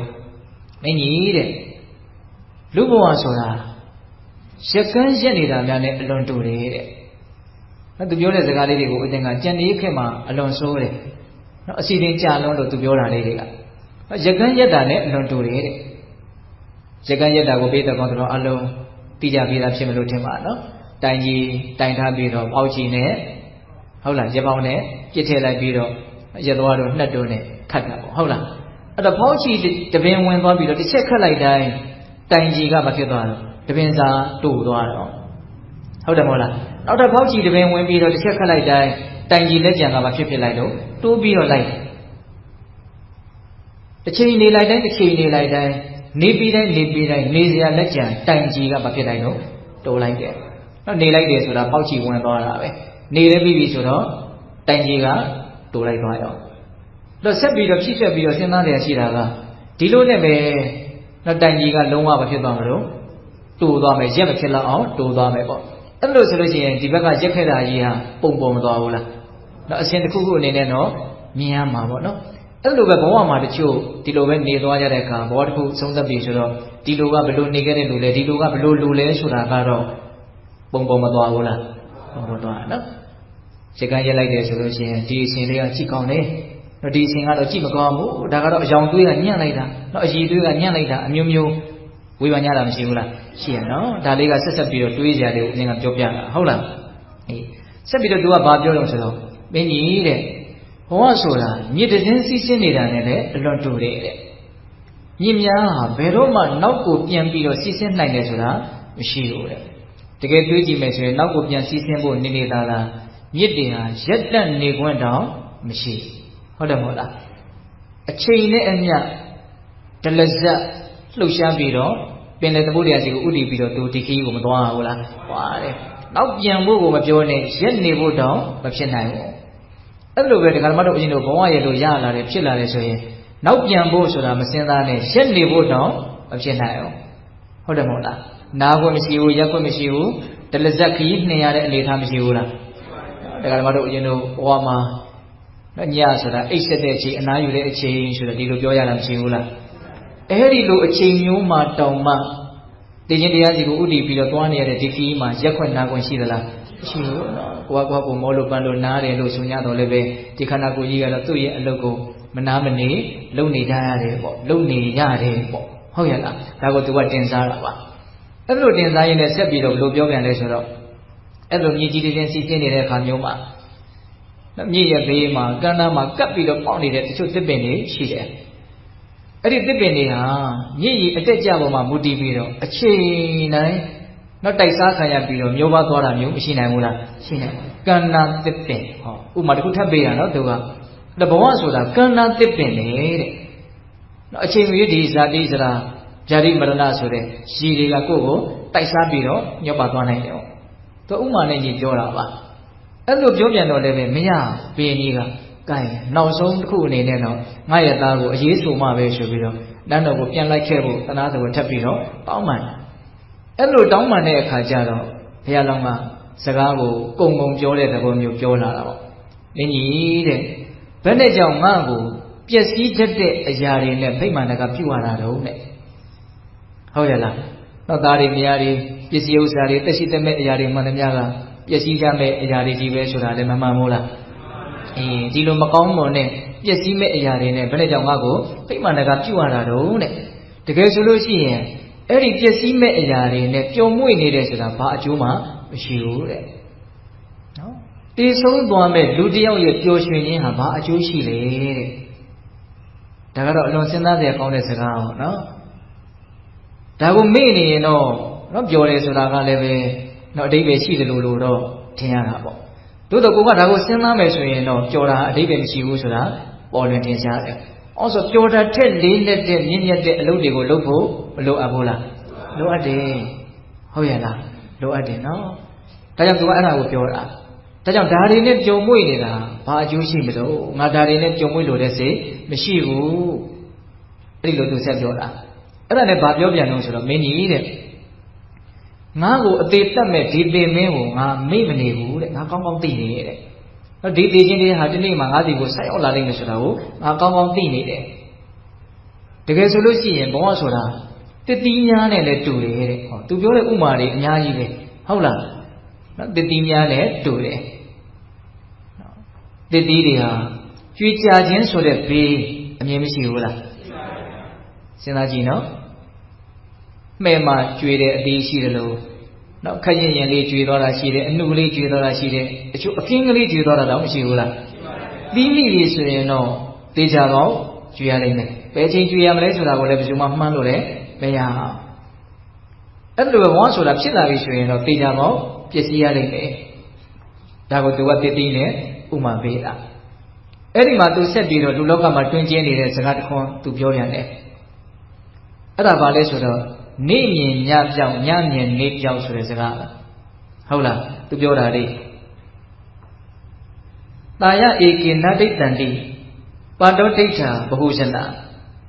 ပါတောဧကာနဒိဋ္ဌန္တိတာယဒိဋ္ဌာဘဟုရှနာနော်မနက်ခင်းမှာတွေ့ရတဲ့လူတွေကတချို့ကငါညနေခင်းမှာမမြင်ရတော့ဘူးတဲ့နော်ညနေခင်းမှာတွေ့ရတဲ့လူတွေကတချို့ကငါမနေ့ကျတော့မမြင်ရတော့ဘူးတဲ့ဒါမျိုးတွေအများကြီးရှိဘူးလားရှင်နော်မခိုင်မြဲတဲ့တဘာဝတရားကိုတစ်မျိုးထင်ရှားအောင်သူပြောပြတာဟုတ်လားအဲ့တော့သူပြောတဲ့စကားတွေကိုဦးဇင်းတို့အကုန်လုံးခြုံကြည့်မယ်ဆိုလို့ရှိရင်ဒီသေခြင်းတရားရဲ့အခြေအနေမှန်နေအဖြစ်မှန်တွေကိုပဲသူပြောနေတာဒီအသက်ရဲ့အခြေအနေမှန်တွေကိုပဲသူပြောနေတာအသက်ရဲ့မခိုင်မာတဲ့သဘောနော်ဘာမှစိတ်ချလို့မရတဲ့သဘောဒါကိုပဲအဓိကပြောတာနော်သေခြင်းရဲ့အကြောင်းကိုပြောတယ်ဆိုတာထက်အသက်ရဲ့အကြောင်းကိုပြောတယ်ဆိုတာတော့မှပို့ပြီးတော့ကျင့်ပြတ်နေတယ်လို့မဆိုနိုင်ဘူးလားစဉ်းစားကြည့်နော်သေခြင်းကိုစဉ်းစားတယ်ဆိုတာဒီအသက်ရဲ့အကြောင်းကိုစဉ်းစားတယ်လို့လည်းပဲတနည်းတစ်ပုံအပြင်ပြောလို့မရဘူးလားရနော်ဒီအသက်ရဲ့အကြောင်းကိုစဉ်းစားတာပဲနော်အသက်ရဲ့အခြေအနေမှန်ကိုသိအောင်စဉ်းစားတာသဘောပေါက်ရလားအဲ့ဒီမှာသူဗာဆက်ပြီးတော့ပြောလို့ဆိုတော့ဒကာဓမ္မတို့ဦးဇင်းတို့အလွန်တရာနော်လူရများတဲ့ဂါထာလေးအဲ့ဒီမှာရွတ်တယ်ဣဇေဝကိစ္စမတ္တဗံကောဇင်ညာမရဏတုဝေနာဟိနောသင်္ကရတေနမဟာတေနေနမစ္ဆုနာဒီဂါထာလေးလူတိုင်းရတယ်ဟုတ်လားဣဇေဝကိစ္စမတ္တဗံနော်ဒီကနေ့လုပ်ရမယ်ကောင်းမြတ်တဲ့အလုပ်တွေကိုဒီကနေ့ပဲလုပ်လိုက်ပါကောဇင်ညာမရဏတုဝေမနေ့ဖြန်မှာနေရမယ်မနေရဘူးဆိုတာဘယ်သူမှကံတေကံမှာမပြောနိုင်ဘူးတဲ့ဣဇေဝကိစ္စမတ္တဗံကောဇင်ညာမရဏတုဝေနာဟိနောသင်္ကရတေနမဟာတေနေနမစ္ဆုနာဘာကြောင့်မနေ့ဖြန်နေရမယ်မနေရဘူးတေချာမို့မပြောနိုင်ရတာတော့ဆိုရင်တဲ့သူကအကြောင်းပြချက်နဲ့ပြောတာနော်နာဟိနောသင်္ကရတေနမဟာတေနေနမစ္ဆုနာအလွန်များပြားတဲ့စစ်တီရှိတဲ့ပေမင်းနဲ့တတ္တဝါတွေဟာအချင်းအချက်လှုပ်ထားတယ်ဆိုတာမရှိလို့ပဲတဲ့နော်တေခြင်းတရားနဲ့ဘယ်ချိန်ကြမှာတွေ့မယ်ဘယ်ချိန်ကြမှာတို့အဆုံးညမယ်လို့ချင်းချက်ထားတာမရှိဘူးတဲ့အဲ့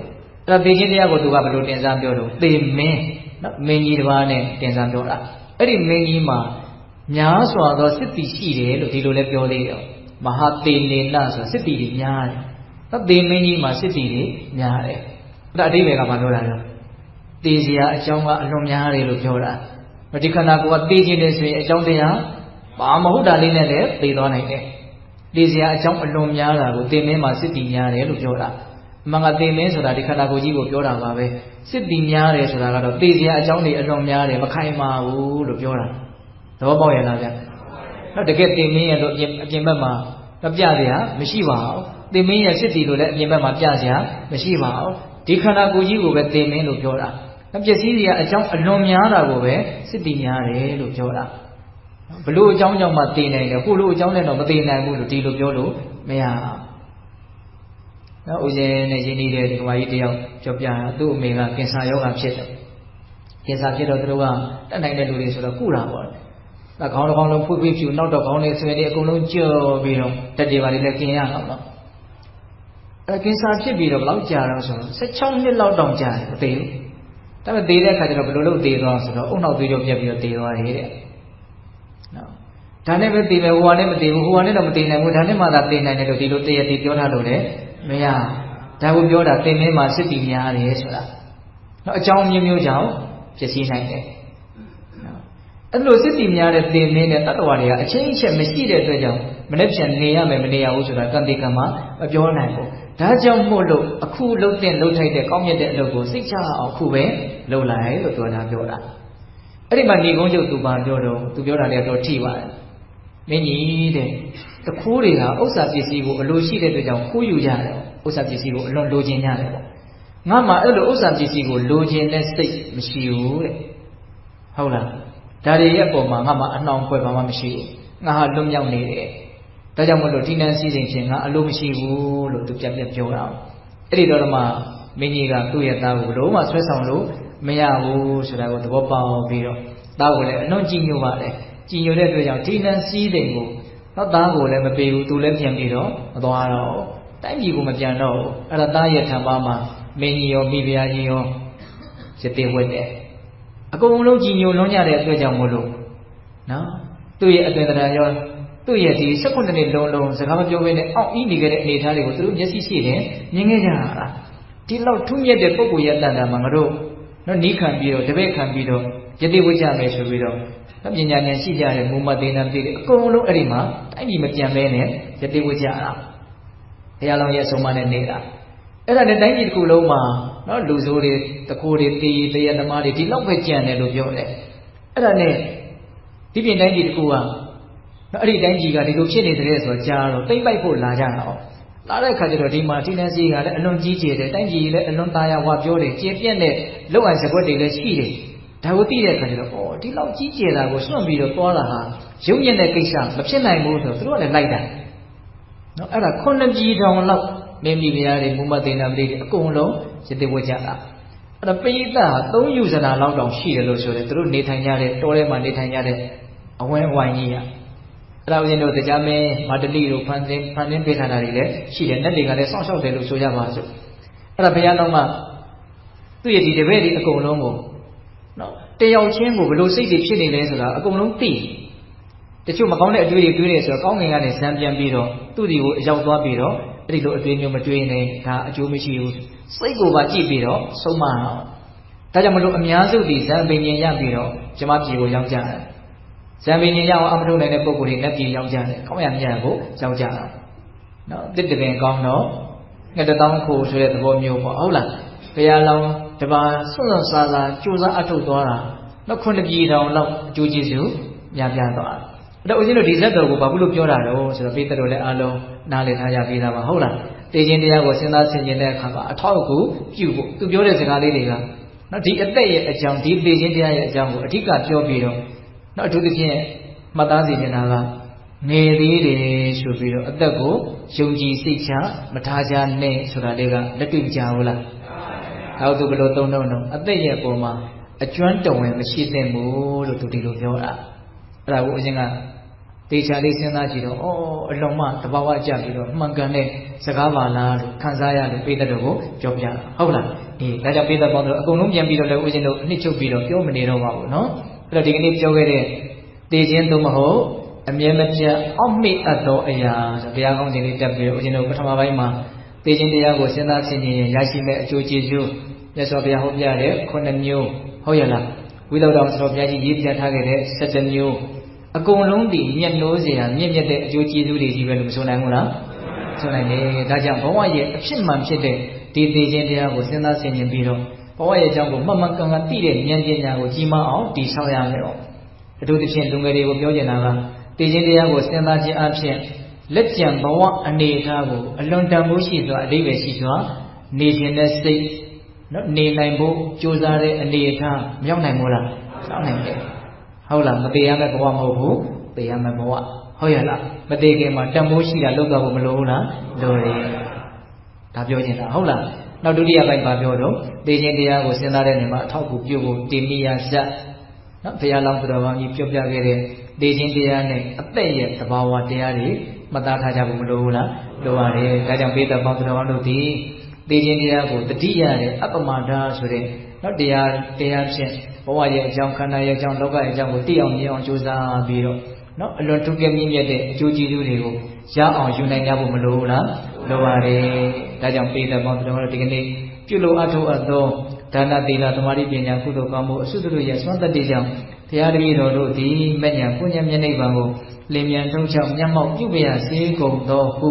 ပတ္တနာအောင်စုပြုကြကုန်ရာတည်း